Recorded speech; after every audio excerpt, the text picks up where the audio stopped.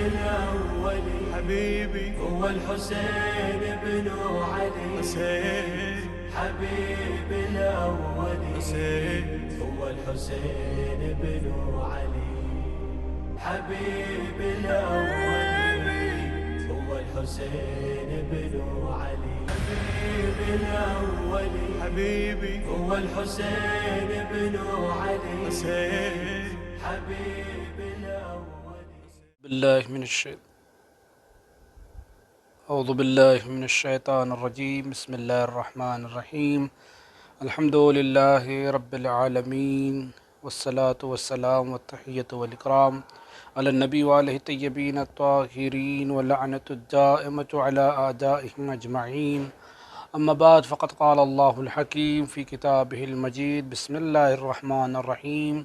وما خلقت الجن والإنس إلا ليعبدون. ناظرین اکرام، عزیزان گرامی قدر، خداوند عالم نے جتنی بھی مخلوقات اس کائنات میں خلق کی ہے، اس میں 3 مخلوق ایسی ہے کہ جن کا تذکرہ جو ہے آپ کو قرآن مجید میں واضح انداز میں ملے گا. ایک مخلوق کہ جس کا نام حضرت انسان ہے، دوسری مخلوق کہ جس کا نام جنات ہے، اور تیسری مخلوق کہ جس کا نام فرشتے اور ملائکہ ہیں. خداوند عالم نے جب ملائکہ کو خلق کیا تو خداوند عالم نے ملائکہ کو نور سے خلق کیا. جنات کو خلق کیا تو خداوند عالم نے اس مخلوق کو آگ سے خلق کیا. اور جب انسان کی خلقت کا مسئلہ آیا تو خداوند عالم نے انسان کو مٹی سے خلق کیا. یہ 3 مخلوق جن کی الگ الگ جو ہے خلقت مختلف انداز میں ہوئی ہیں، لیکن خداوند عالم نے ان 3 مخلوقات میں اگر کسی کو با فضیلت بنایا، کسی کو با شرف بنایا اور کسی کو با عزت بنایا تو وہ حضرت انسان ہیں. خداوند عالم نے اس کا واضح اعلان کیا وَلَقَدْ كَرَّمْنَا بَنِي آدَمَ، کہ ہم نے انسان کو مکرم کیا، ہم نے انسان کو جو ہے برتری عطا کی. لیکن سوال یہ ہے کہ آیا یہ برتری، یہ شرف، یہ خداوند عالم کی طرف سے جو مقام عطا ہوا ہے یہ انسان کے لیے اس وقت ہے کہ جب انسان اطاعت خداوندی میں اپنی زندگی بسر کرے اور انسان جو ہے اپنی عقل کو استعمال کرتے ہوئے خداوند عالم کی عبادت اور اطاعت کرے. اور آپ جانتے ہیں کہ اس آیت میں بھی خداوند عالم نے واضح طور پر ارشاد فرمایا کہ انسان کی خلقت کا مقصد، انسان کی ابتدائے آفرینش کا مقصد کیا ہے کہ خداوند عالم کی عبادت کی جائے، خداوند عالم کی اطاعت کی جائے. خداوند عالم نے جب انسان کو عبادت اور اطاعت کے لیے خلق کیا، لیکن اگر یہی انسان عبادت اور اطاعت کی منزلوں کو طے کرتا ہے تو یہ انسان ملائکہ سے بھی افضل ہو جاتا ہے، فرشتوں سے بھی افضل ہو جاتا ہے. لیکن اگر یہ انسان اطاعت کی منزلوں کو چھوڑ کر،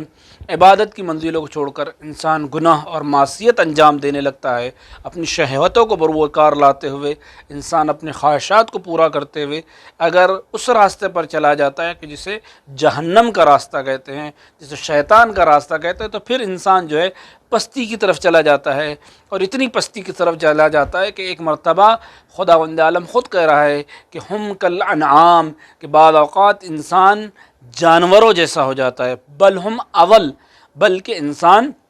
جانوروں سے بھی بدتر ہو جاتا ہے. یعنی گویا اگر انسان اطاعت اور عبادتوں کی منزلوں میں اوپر جاتا ہے تو انسان فرشتوں سے اونچا ہو جاتا ہے، لیکن یہ انسان جب گناہ معصیت کے راستے پر چلا جاتا ہے تو اتنی پستیوں میں چلا جاتا ہے کہ وہ جانوروں سے بھی بدتر ہو جاتا ہے. اگرچہ اس کے آنکھ، کان، ناک بالکل کھانا پینا اٹھنا بیٹھنا جانوروں کی طرح سے ہے، اس لیے کہ جو اصل غرض و غایت ہے، جو اصل مقصد حیات ہے، جب وہی پورا نہ ہو تو پھر جو مشترک چیزیں ہیں، جانور بھی کھاتے ہیں، جانور بھی پیتے ہیں، جانور بھی اٹھتے ہیں بیٹھتے ہیں، وہ بھی زندگی گزارتے ہیں، لیکن چونکہ ہم ان کے عبادت اور اطاعت کی منزل نہیں ہے، اگر یہی انسان عبادت اور اطاعت نہ کرے تو پھر خداوند عالم نے اس انسان کو جانوروں سے بدتر قرار دیا ہے. جبکہ خداوند عالم چاہتا ہے کہ اس انسان کو شرف دے، اس انسان کو بلندی عطا کرے، اس انسان کو عزت عطا کرے. لہذا خداوند عالم نے انسان کو بلندی عطا کرنے کے لیے، انسان کو شرف کے لیے خداوند عالم نے عبادتوں کی منزلیں رکھی، اطاعتوں کی منزلیں رکھی. اور یہی انسان جب ان منزلوں کو طے کرتا ہے، ان مدارج کو طے کرتا ہے، تو انسان خداوند عالم سے اتنا قریب ہو جاتا ہے، اتنا قریب ہو جاتا ہے کہ پھر ہم تصور بھی نہیں کر سکتے کہ انسان کی کیا منزل ہوتی ہے۔ چہ جائے کہ ملائکہ، چہ جائے کہ فرشتے، انسان ان سے بھی بلند مقام حاصل کر لیتا ہے۔ اور آپ جانتے ہیں کہ خداوند عالم نے انسان کو صرف ایسا نہیں کہ خلق کرنے کے بعد چھوڑ دیا، نہیں، بلکہ انسان کو خلق کرنے کے بعد خداوند عالم نے اس عظیم مخلوق کے لیے سلسلہ ہدایت بھی رکھا، سلسلہ تربیت بھی رکھا، اور اس سلسلہ ہدایت اور سلسلہ تربیت کے لیے خداوند عالم نے کائنات کی عظیم مخلوقات کو خداوند عالم نے مبعوث کیا، انبیاء علیہ السلام بھیجے،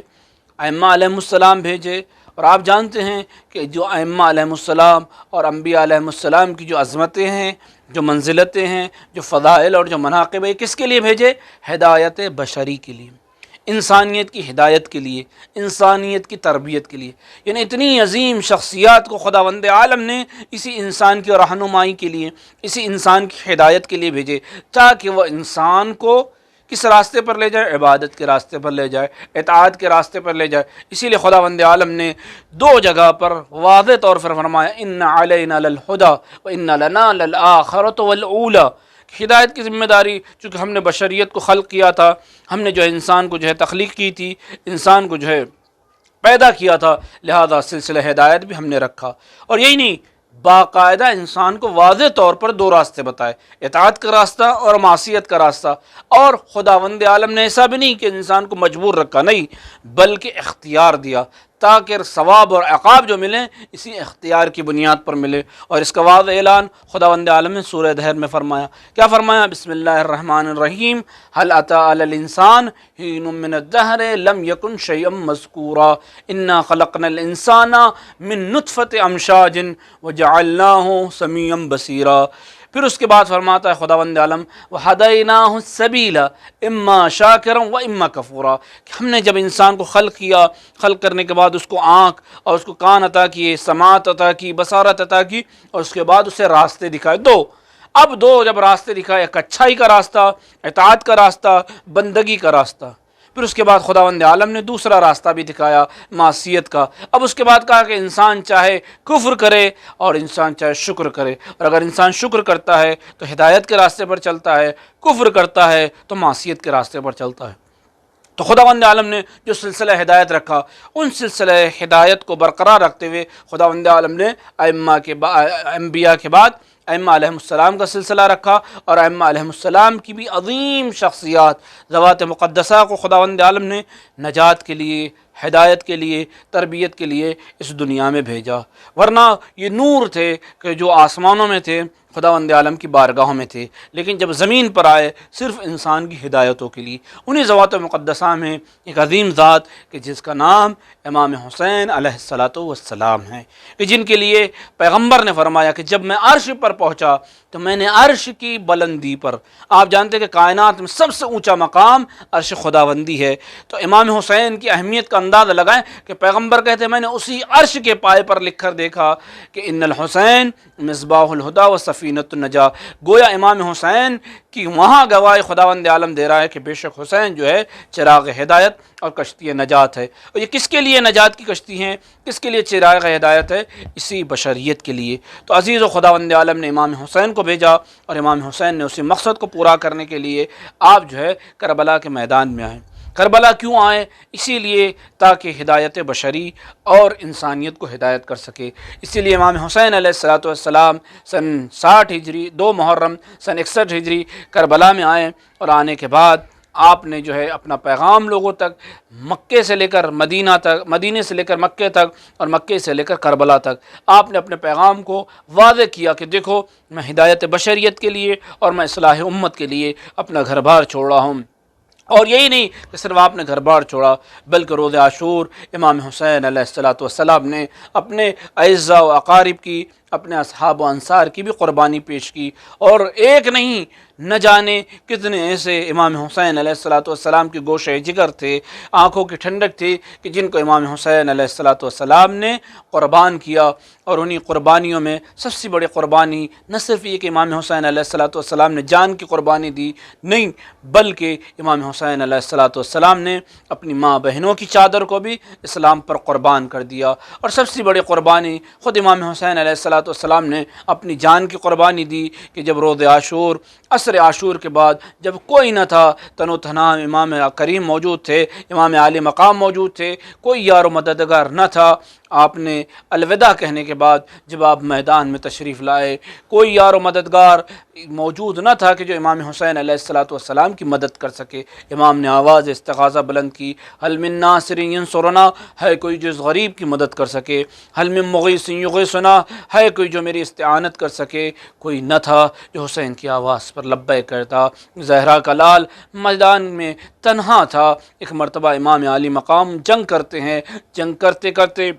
امام علیہ السلام حکم خدا کے لیے خاموش ہو گئے، تلوار کو نیام میں رکھا۔ اب جیسے ہی تلوار کو نیام میں رکھا، تاریخ کہتی ہے کہ چاروں طرف سے حسین علیہ السلام پر، امام عالی مقام پر حملے ہونے لگے۔ عزیزوں اور دوستوں، عزیزان محترم، عزاداران امام مظلوم، آپ تصور کریں کہ حملہ کوئی معمولی حملہ نہ تھا، بلکہ تاریخ یہ کہتی ہے کہ جس حالت میں امام کو شہید کیا گیا وہ حالت یہ تھی کہ چاروں طرف سے نرغ اعداء میں زہرا کا لال ہے، چاروں طرف سے امام حسین کو گھیرا گیا ہے، اور گھیرا بھی اس طرح سے گیا ہے کہ کوئی تیر مار رہا ہے، کوئی تلوار مار رہا ہے، اور اگر کسی کے پاس کچھ نہ تھا تو عزیزو تاریخ لکھتی ہے کہ لوگوں نے پتھر مارنا شروع کیے، یہاں تک کہ امام عالی مقام جب گھوڑے پر نہ سنبھل سکے، زمین کربلا پر تشریف لائے۔ امام کا کربلا کے میدان میں زمین کربلا پر تشریف لانا تھا۔ شمر ملعون آگے بڑھا، اب جیسے ہی شمر کا خنجر چلا ہے،